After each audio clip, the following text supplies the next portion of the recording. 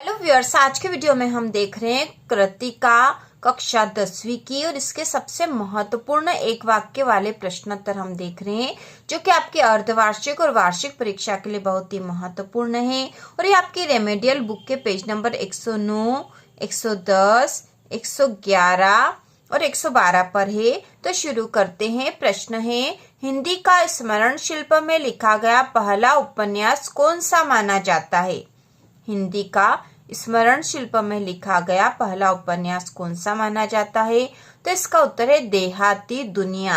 और आपको ये पूरा वाक्य बनाकर लिखना होगा कि हिंदी का स्मरण शिल्प में लिखा गया पहला उपन्यास देहाती दुनिया माना जाता है। इसके बाद दूसरा है, बरखा के बंद होते ही बाग में क्या क्या नजर आए? तो इसका उत्तर होगा बरखा के बंद होते ही बाग में बिच्छू नजर आए। इसके बाद तीसरा है, विपदा के समय भोलानाथ किसकी शरण में जाता है? तो इसका उत्तर होगा विपदा के समय भोलानाथ मैया के आंचल में जाता है। इसके बाद अगला प्रश्न है, भोलानाथ का असल नाम क्या था? तो इसका उत्तर है भोलानाथ का असल नाम तारकेश्वर नाथ था। इसके बाद अगला प्रश्न है, भोलानाथ अपने पिताजी को क्या कहकर बुलाते थे? तो इसका उत्तर है भोलानाथ अपने पिताजी को बाबूजी कहकर बुलाते थे। अगला प्रश्न है, लेखक अर्थात भोलानाथ अपनी माता को क्या कहकर बुलाते थे? तो इसका उत्तर होगा लेखक अर्थात भोलानाथ अपनी माता को मैया कहकर पुकारते थे। प्रश्न अगला है, बचपन में भोलानाथ का अधिकतर समय किसके सानिध्य में गुजरता था? तो इसका उत्तर है अपने पिता के सानिध्य में गुजरता था।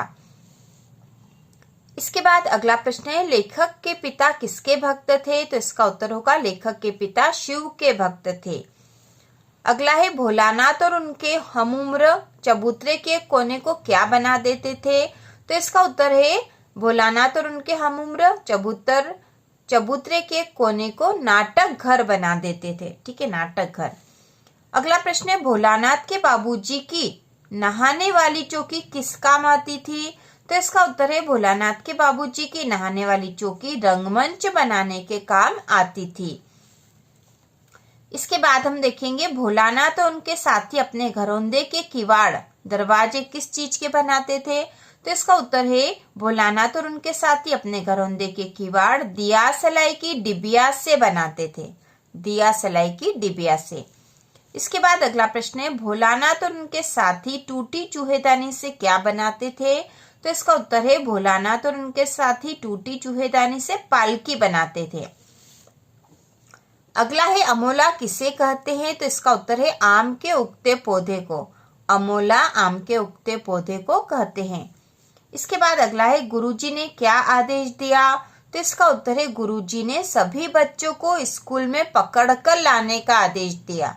गुरुजी ने सभी बच्चों को स्कूल में पकड़कर लाने का आदेश दिया।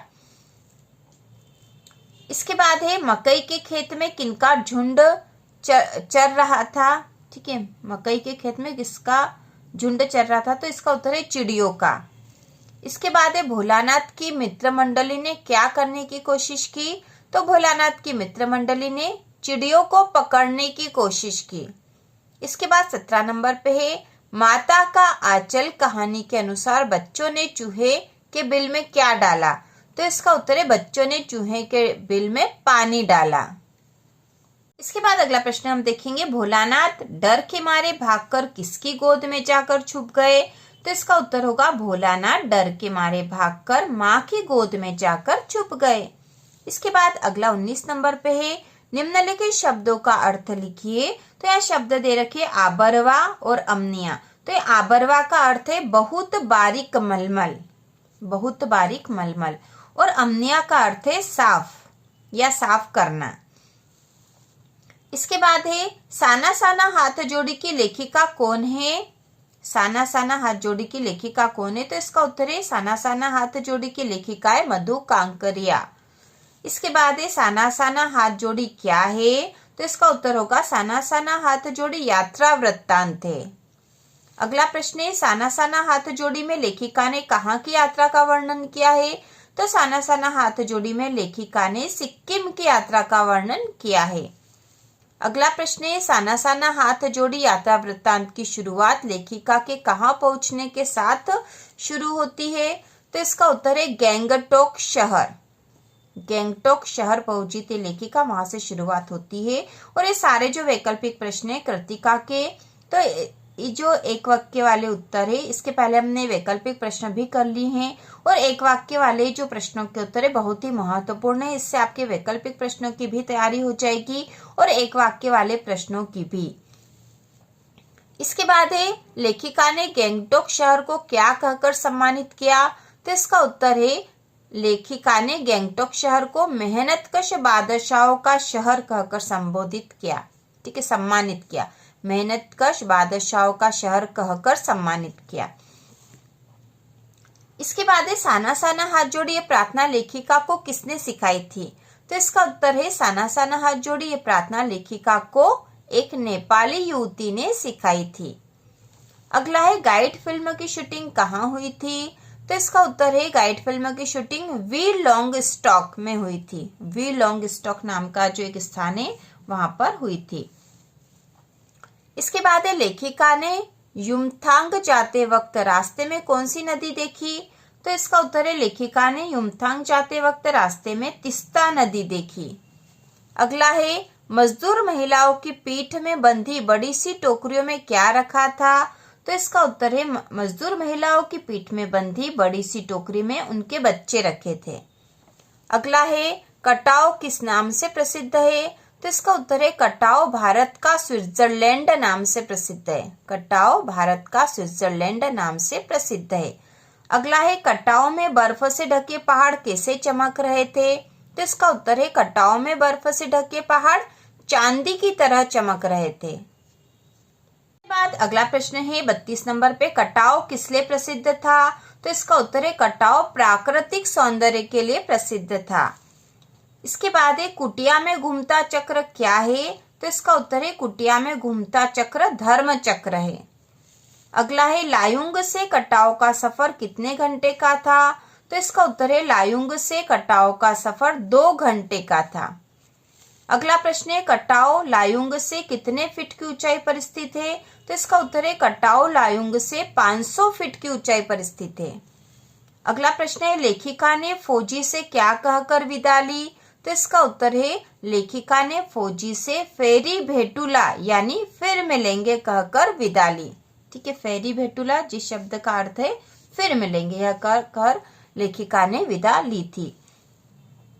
इसके बाद लेखिका ने चिप्स बेचती एक सिक्किमी युवती से क्या पूछा? तो इसका उत्तर है, लेखिका ने चिप्स बेचती एक सिक्किमी युवती से पूछा, क्या तुम सिक्किमी हो? अगला है, नार्गे ने लेखिका को किसके फुटप्रिंट वाला पत्थर दिखाया? तो इसका उत्तर है, नार्गे ने लेखिका को गुरु नानक के फुटप्रिंट वाला पत्थर दिखाया। नार्गे ने लेखिका को गुरु नानक के फुटप्रिंट वाला पत्थर दिखाया। इसके बाद अगला है, नार्गे के अनुसार किस स्थान पर देवी देवता का निवास था? तो इसका उत्तर है, नार्गे के अनुसार खेदुम में देवी देवता का निवास था। ठीक है, खेदुम नाम का जो स्थान था वहां पर देवी देवता का निवास था। इसके बाद है, कवि लॉन्ग स्टॉक में धर्मचक्र प्रेयर व्हील को घुमाने के पीछे क्या मान्यता है? तो इसका उत्तर है, धर्मचक्र घुमाने से सारे पाप धुल जाते हैं। ठीक है, कौन सी मान्यता है कि यदि धर्मचक्र घुमाएंगे तो सारे पाप धुल जाएंगे, ये वाली मान्यता थी। इसके बाद है, जितेन नार्गे ने खेदुम में किसका निवास बताया? तो इसका उत्तर है, जितेन नार्गे ने खेदुम में देवी देवताओं का निवास बताया। ठीक है, देवी देवताओं का निवास बताया। इसके बाद अगला है, रकम रकम शब्द का अर्थ लिखिए। तो इसका उत्तर होगा, रकम रकम शब्द का अर्थ है तरह तरह।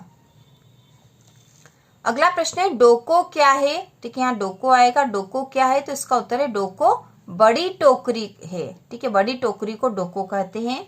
इसके बाद अगला है, अज्ञेय ने मानव निर्मित सूरज किसे कहा है? तो इसका उत्तर है, अज्ञेय ने मानव निर्मित सूरज अणुबम को कहा है। अणुबम को। इसके बाद अगला है, लेखक ने अपने आप को हिरोशिमा के विस्फोट का भोक्ता कब महसूस किया?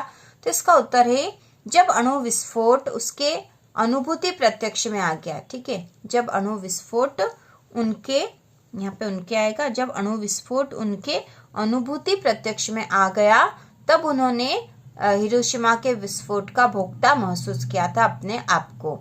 तो इस प्रकार से हमने ये एक वाक्य वाले सारे प्रश्नों के उत्तर देख लिए कृतिका के, और सारे ही महत्वपूर्ण हैं। आप इनको नोट कर लीजिए, एक या दो बार आप इसको देख भी लोगे तो आपको ये याद रहेंगे, आसान है। और इसके साथ इसके वैकल्पिक प्रश्नों की तैयारी भी कर लीजिए, जिससे कि आपके कृतिका वाला भाग पूर्ण हो जाएगा। कृतिका के जो इसके बाद के जो क्वेश्चन है लघुत्तरी, उनके लिए अगले वीडियो में हम तैयारी करेंगे, और वो भी बहुत ही महत्वपूर्ण प्रश्न है। तो इसी प्रकार के और वीडियो देखने के लिए कक्षा 10 की संपूर्ण तैयारी के लिए चैनल को सब्सक्राइब कीजिए।